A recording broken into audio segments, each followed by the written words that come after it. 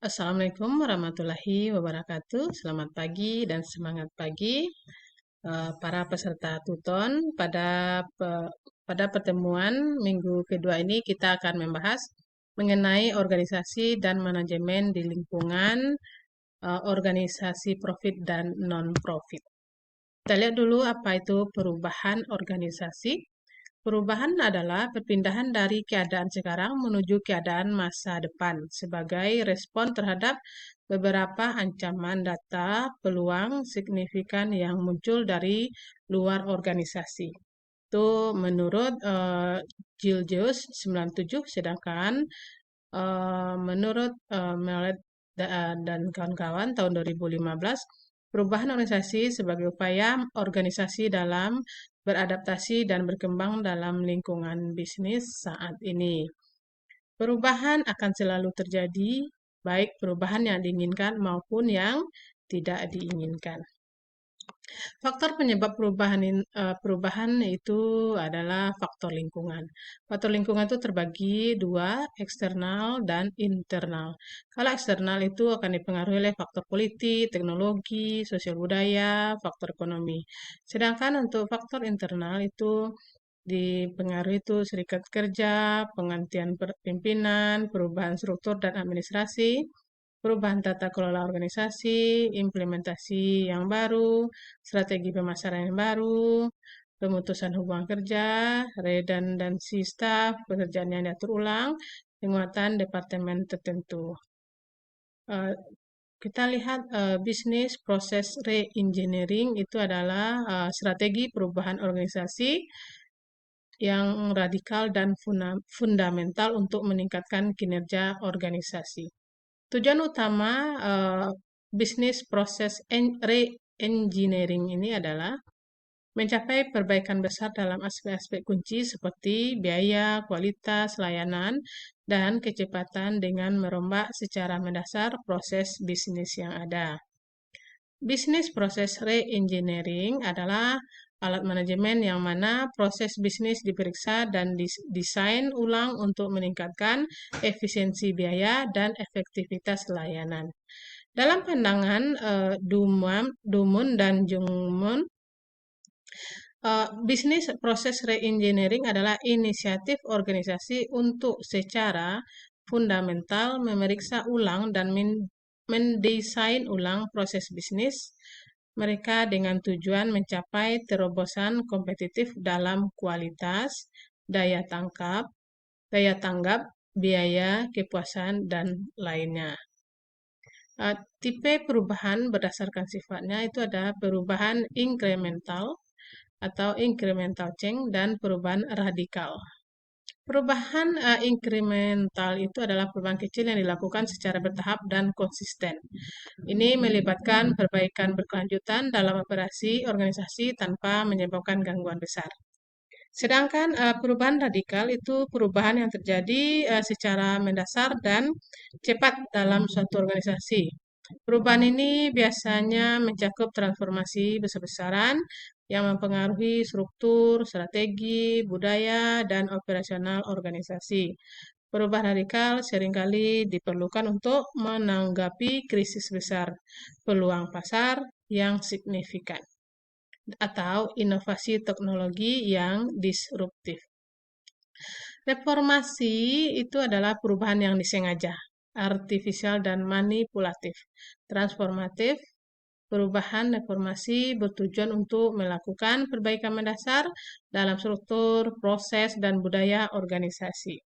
Reformasi biasanya dilakukan untuk meningkatkan efisiensi, efektivitas, dan responsivitas organisasi terhadap perubahan lingkungan eksternal. Perubahan reformasi dapat dilakukan dengan pendekatan New Public Management atau NPM dan Good Corporate Governance atau GCG. NPM atau New Public Management bertujuan untuk membuat sektor publik lebih efisien dan efektif dengan mengadopsi praktik-praktik yang biasa digunakan dalam sektor swasta. Prinsip Prinsip dari NPM ini adalah orientasi pada hasil, efisiensi dan efektivitas, desentralisasi, mekanisme pasar, akuntabilitas dan transparansi. Good corporate governance mengacu pada cara organisasi atau negara mengelola sumber dayanya dan mengarahkan urusannya untuk mencapai tujuan yang ditetapkan dengan 5 prinsip dasar, yaitu keterbukaan informasi, akuntabilitas, pertanggungjawaban yang lebih mengarah pada kesesuaian atau kepatuhan di dalam pengelolaan perusahaan. Kemudian yang keempat, independensi, yaitu menekankan pada keadaan perusahaan yang dikelola secara profesional tanpa benturan kepentingan. Yang kelima yaitu kesetaraan dan kewajaran yang menuntut adanya perlakuan yang adil dan setara di dalam memenuhi hak-hak stakeholder.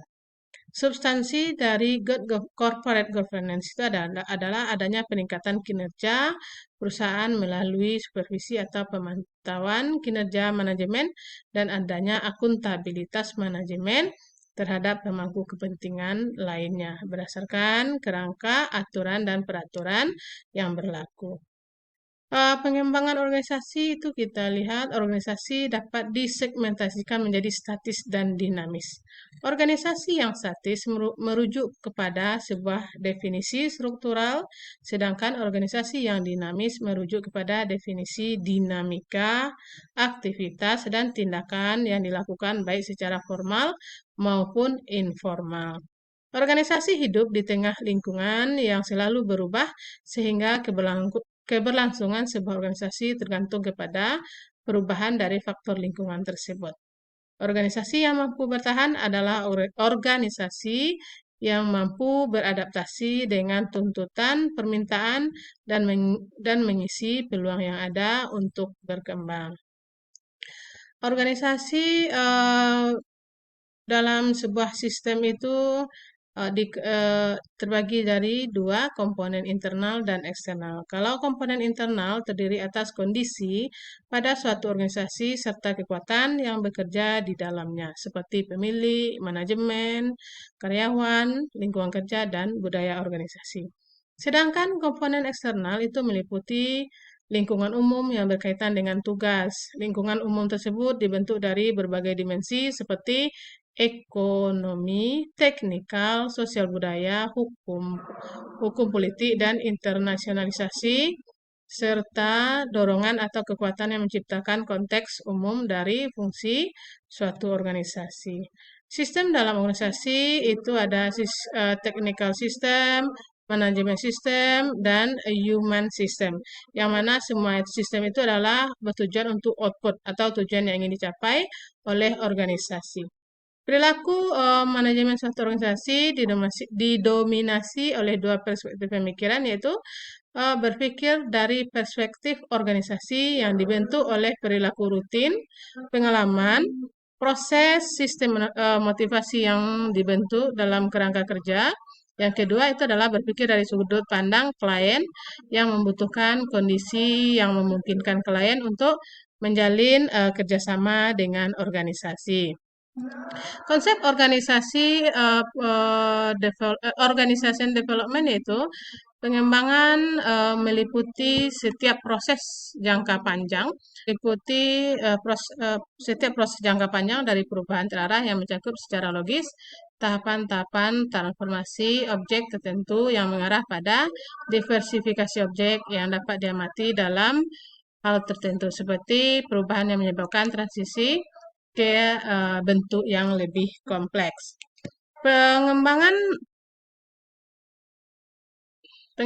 memiliki 3 perspektif, yaitu pertama kemajuan, stabilisasi, dan regresi.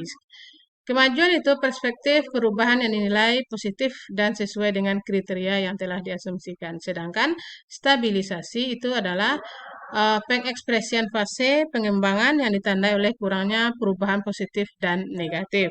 Sedangkan regresi diartikan sebagai perubahan yang dinilai negatif sesuai dengan batasan asumsi yang telah ditetapkan. Teknik penerapan organization development itu diagnosa organisasi, penilaian, desain rencana kegiatan, pelaksanaan, dukungan, dan evaluasi. Faktor utama organisasi development atau OD itu adalah inovasi, pengetahuan, dan pemberdayaan. Menurut Peter FD, inovasi adalah usaha untuk menciptakan perubahan dengan tujuan tertentu yang berfokus pada potensi ekonomi dan sosial organisasi. Dengan perkembangan ilmu pengetahuan, teknologi dan peradaban, inovasi menjadi kewajiban bagi setiap organisasi. Perkembangan organisasi memerlukan individu inovatif yang mampu memanfaatkan pikiran dan sumber daya untuk menghasilkan karya original dan bermanfaat. Untuk menciptakan inovasi ini, individu membutuhkan pengetahuan yang memadai serta otonomi, wewenang dan kepercayaan dalam organisasi yang disebut dengan pemberdayaan. Oke, semua peserta tuton diharapkan dapat mempelajari materi inisiasi dan materi tambahan yang diberikan, aktif dalam diskusi, dan berlatih dengan mengerjakan kuis yang sudah diberikan pada saat penyampaian tanggapan forum diskusi agar selalu mencantumkan sumber. Itu sumber utama adalah BMP Manajemen Perubahan plus sumber pendukung reputabel, misalnya buku, teks, e-book, artikel jurnal, dan repositori universitas. Budayakan untuk menjunjung tinggi nilai akademik dengan tidak melakukan kopas tanggapan teman atau mengambil di sumber internet tanpa dilakukan edit atau parafrase. Seharusnya sumber internet tidak diposting begitu saja, namun harus di-rewrite menggunakan bahasa sendiri berupa sari atau rangkuman versi diri sendiri. Namun tetap mencantumkan sumber dalam daftar pustaka. Oke, tetap semangat belajar dan sehat selalu. Semoga ilmu yang kita dapatkan menjadi keberkahan. Assalamualaikum warahmatullahi wabarakatuh.